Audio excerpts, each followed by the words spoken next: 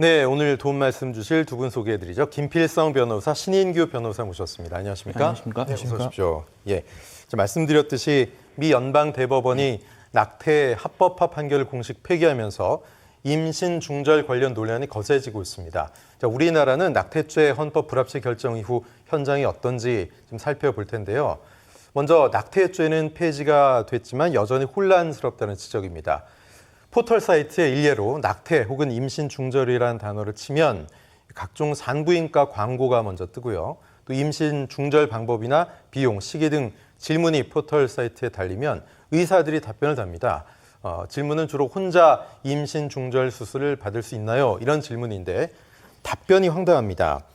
A 산부인과 의사는 낙태죄가 폐지돼서 여성 단독으로 수술 결정을 할 권한이 있다. 이렇게 답을 했고요. 또 다른 산부인과 의사는 현재까지는 모자보건법에 의거한 수술만 가능하다.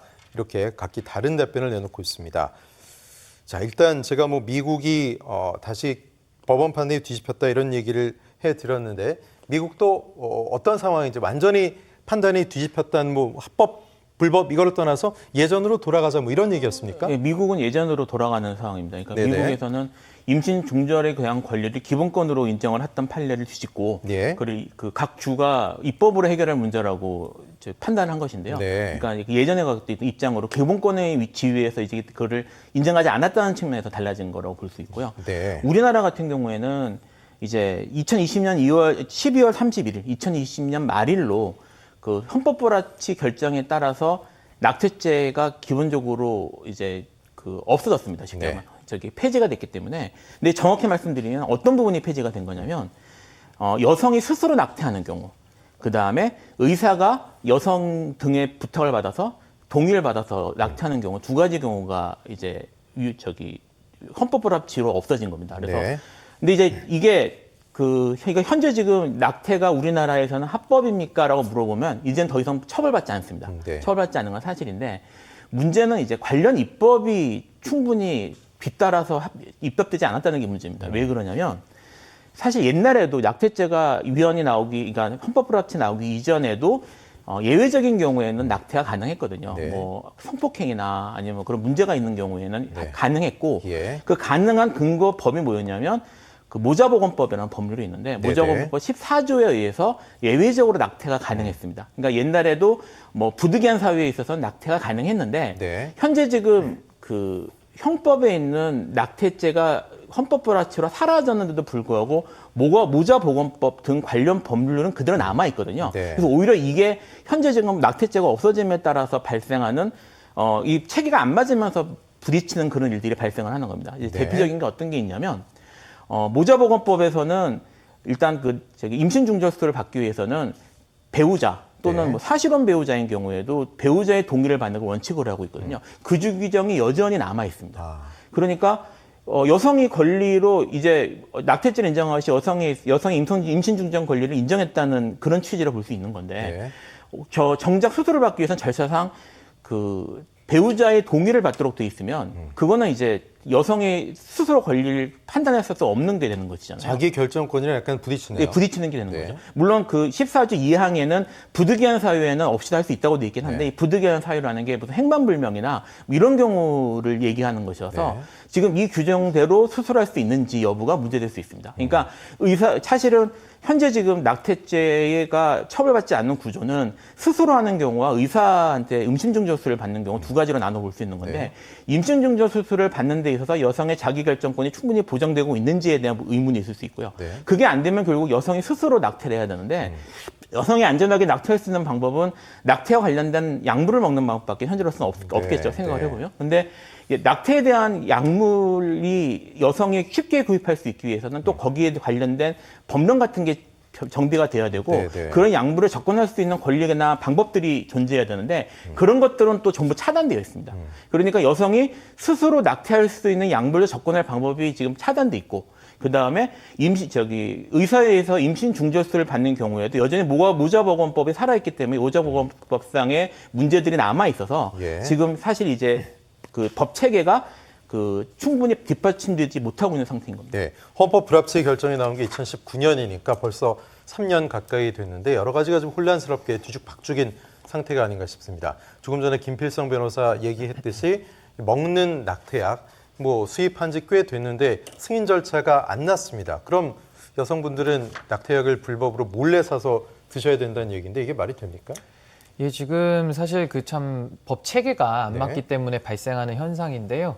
사실 김 변호사님께서 잘 설명해 주셨다시피 지금 낙태 관련해서는 비범죄화가 된 겁니다. 비범죄화가 된 것이고요. 이걸 합법이냐 불법이냐로 나눈다고 한다면은 좀 차원이 다른 겁니다. 네. 그래서 이제 지금 보면 모자보건법이 살아있기 때문에 모자보건법에서 정한 요건, 14조에서 정한 요건에 해당할 때에만 현재는 낙태를 할 수 있는 것인데 그 규정을 어겼다고 해서 좀 처벌을 받지는 또 않는 그런 상황이거든요. 네. 근데 보통은 이제 불법일 때에도 뭐 민사적으로라도 손해배상을 청구하거나 이렇게 할 수 있는데 이 낙태라는 것의 특성상 자기가 자기 몸에다가 그 어떻게 보면 의료행위 내지는 신체 훼손행위를 하는 것이기 때문에 본인이 그거를 뭐 이의를 제기하지 않는다 그러면은 또 뭐 태아가 뭐 나와서 어떻게 뭐 손해배상 청구할 수 있는 것이 아니기 때문에 상당히 좀 어색한 상황이 된 겁니다.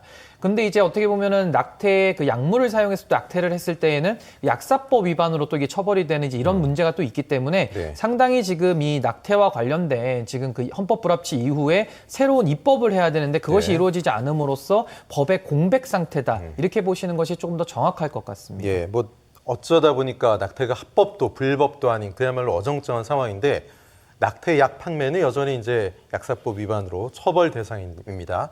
그런데 법원의 판단은 또 다른 부분이 있습니다.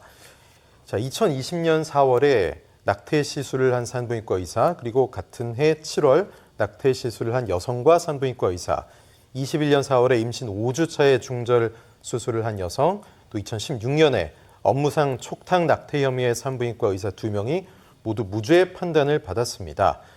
그러니까 법원은 낙태가 처벌 대상이 아니라는 분명한 법적 잣대가 있는 듯이 보이거든요. 저 판단만 보면요. 예, 우선은 사실 그 법원에서 판단을 할 때 그 실정법의 근거에서 이제 판단을 합니다.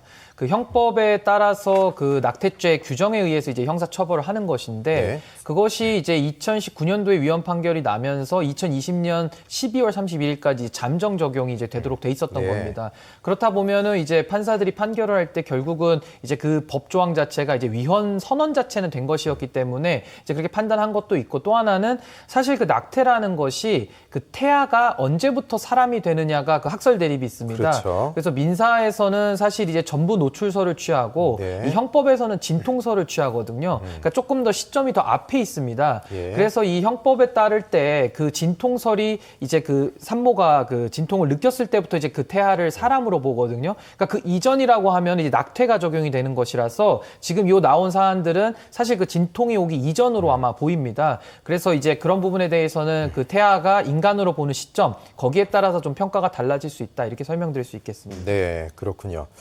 자, 관련된 얘기 같은데요. 또 하나 짚어봤으면 하는 법원의 판단이 있습니다. 자, 2019년 3월 서울시 산부인과인데요. 낙태 시술 중에 아이가 산채로 태어나서 울음을 터뜨리자 플라스틱 양동이에 아이 몸을 담가 익사시킨 뒤에 의료 폐기물로 처리하는 좀 끔찍한 일이 있었습니다. 당시 태아가 34주 차, 몸무게가 2.1kg이었는데요. 작년 3월에 대법원이 낙태는 무죄, 살인은 유죄를 판단했습니다. 참 법적인 판단 여러 생각을 하게 하는데 또 징역 3년 6개월을 받았다는 거 하니까 또 머릿속에 좀 복잡해지고 혼란스럽네요. 김필성 변호사님 어떻게 보십니까? 이거는 살인에 해당돼서 그런 겁니다. 네.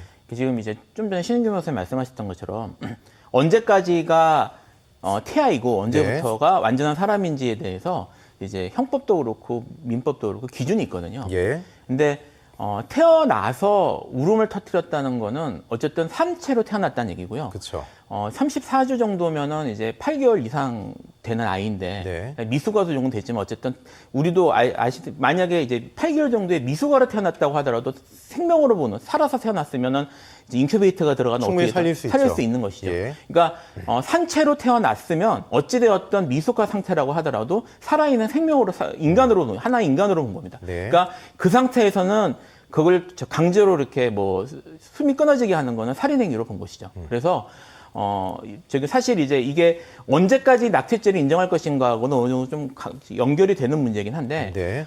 이제 낙태의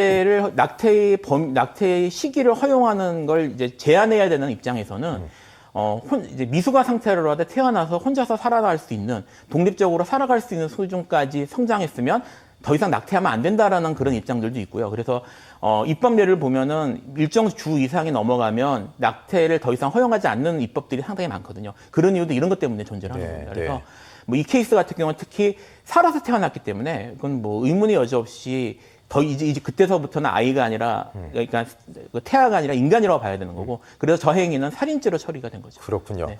왜 현재 뭐 낙태가 합법도 불법도 아닌 무법 상태가 됐는지 그 책임은 역시 국회에게 좀 물어야 될 것 같습니다. 그 이유는 일단 2019년에 헌재가 낙태죄는 태아 생명권에만 우일 부여하고 임신 중에 모든 낙태의 형벌을 부과해 여성의 자기 결정권을 침해한다라고 얘기했습니다. 낙태 가능 기간 조건은 입법으로 마련해 달라. 국회가 입법으로 후속 법을 만들어 달라. 이렇게 얘기를 했는데 위헌이 결정됐지만 법 개정이 제자리 걸음이기 때문에 지금 이 상황까지 됐습니다. 왜 이렇게 후속법 만드는 게 힘듭니까? 왜 난항이라고 보십니까?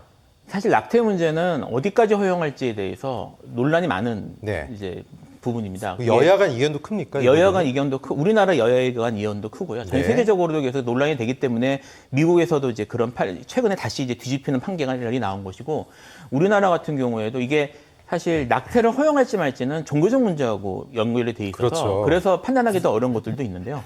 지금 이제 후속 입법에 대해서는 여러 제안들이 나와 있는 상태인데 그것이 지금 충분히 논의도 안 되는 상태인데다가 너무 이렇게 차이가 커가지고 지금 어려운 걸로 알려져 있고, 법안이 계류 중인 거죠? 예, 법안이 지금 나와 있긴 합니다. 네. 근데 이제 국민의힘 쪽에서는 이제 나와 있는 게 6주에서 10주 정도까지 낙태를 인정하자. 그 이후에는 예. 인정하지 않는 걸로 지금 법이 나와 있고, 네. 그다음에 이제 민주당 쪽 같은 경우에는 박주민 의원은 24주까지 인정을 하자. 그다음에 뭐 권인숙 의원 같은 경우는 아예 폐지하자. 낙태죄 전면적 폐지. 그러니까 이제 여성계나 이쪽에서 주장하는 것처럼 그런 식으로 바라보는 이제 법안들이 나와 있는데, 지금 이제 여야가 아까 말씀하셨던 6주에서 10주 정도라고 하면 사실 현행 모자보건법에서 인정하는 거하고 큰 차이도 없고, 그리고 이제 낙태죄를 사실상 뭐 존속시키는 게 아니냐. 이런 식의 논란이 있는 것이고요. 네. 또 반대쪽에서는 아까 제가 좀 전에 설명한 그런 케이스들처럼 이미 미숙아 수준이라고 하더라도 완전히 이제 태어나서 살아갈 수 있는 정도까지 성장을 했는데 낙태의 대상으로 하는 거는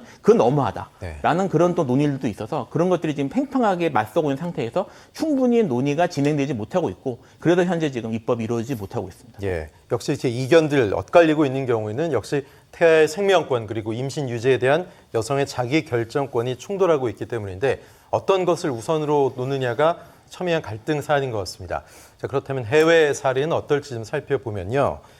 해외 낙태 허용 기간은요. 독일이 임신 12주, 아이슬란드가 임신 16주, 스웨덴 18주, 네덜란드가 22주 이내, 영국은 의사 2명 동의 시 24주까지로 봅니다. 이탈리아는 90일 이내고요. 프랑스, 캐나다는 기간 제한이 없습니다.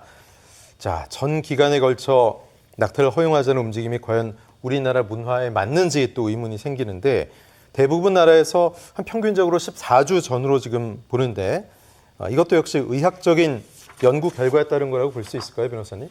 예, 일단은 그 태아가 어느 순간부터 이제 사람으로서 기능을 하거나 그 의식을 갖느냐, 이제 이거를 가지고 의학적으로 아마 분석을 많이 한 것 같은데요. 네네. 저는 뭐 개인적으로는 그런 기간의 제한은 둬야 될 것 같습니다. 기간 제한이 아예 없게 되면은 아까 설명드린 대로 진통설에 의해서 그 아이가 어떻게 보면 생명을 가졌음에도 불구하고 살인과 낙태가 경계가 모호해지는 경우도 있기 그렇죠. 때문에 기간 제한은 필요할 것 같고요.